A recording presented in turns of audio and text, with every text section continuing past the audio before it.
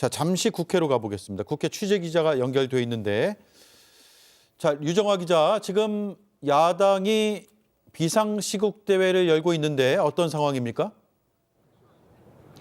네, 지금 뒤에 보시는 것처럼 조금 전 12시부터 국회 본청 앞 계단에서 윤석열 대통령 사퇴 촉구, 탄핵 추진 비상시국대회가 진행 중입니다. 여기에는 민주당과 조국혁신당, 진보당 등 개혁신당을 제외한 야당 의원과 당원들이 모였는데요. 현재 국회 본청 앞 계단을 가득 메웠습니다. 참가자들은 윤석열 대통령 사퇴하라는 구호를 외치면서 피켓을 들고 있습니다. 예. 민주당은 본격적으로 탄핵안 발의 절차에 들어가는 겁니까? 그렇습니다. 앞서 민주당은 오늘 오전 7시에 의원총회를 열고요. 윤석열 대통령의 비상계엄 선포는 내란 행위이고 탄핵 사유라고 밝혔습니다. 최대한 서두르면 탄핵안을 오늘 발의하고 내일 보고한 뒤에 24시간 뒤에는 의결할 수 있다고도 했는데요.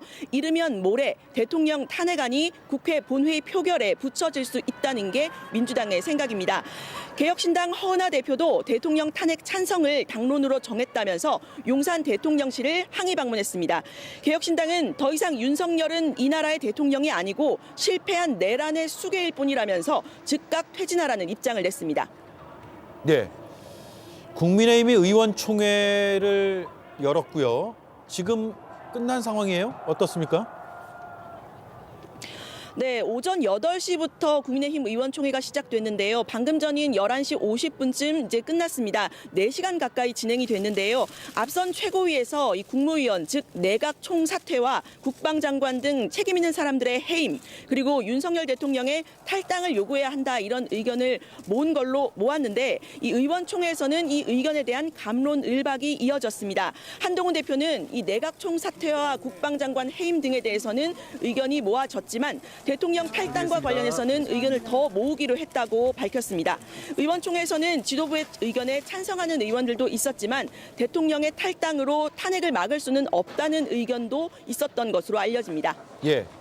자, 마지막으로요. 계엄군이 어제 국회 진입하는 과정에서 물리적 충돌 혹은 유리창을 깨거나 기물을 파손하는 행위도 있었습니다. 피해가 어느 정도입니까? 네, 어젯밤 11시쯤에 소집령이 내려진 계엄군은 국회 본청 2층의 창문을 망치와 소총으로 깨고 진입을 시도했습니다. 진입하려는 계엄군과 이를 막으려는 국회의원, 당직자, 국회 사무처 직원들 간의 대치도 이뤄졌는데요. 이 과정에서 다친 사람들도 있었던 것으로 확인이 됐습니다. 민주당은 당시 CCTV를 면밀히 분석해서 기물 파손 등을 문제 삼겠다고 했습니다. 예. 국회에서 류정화 기자가 전해드렸습니다.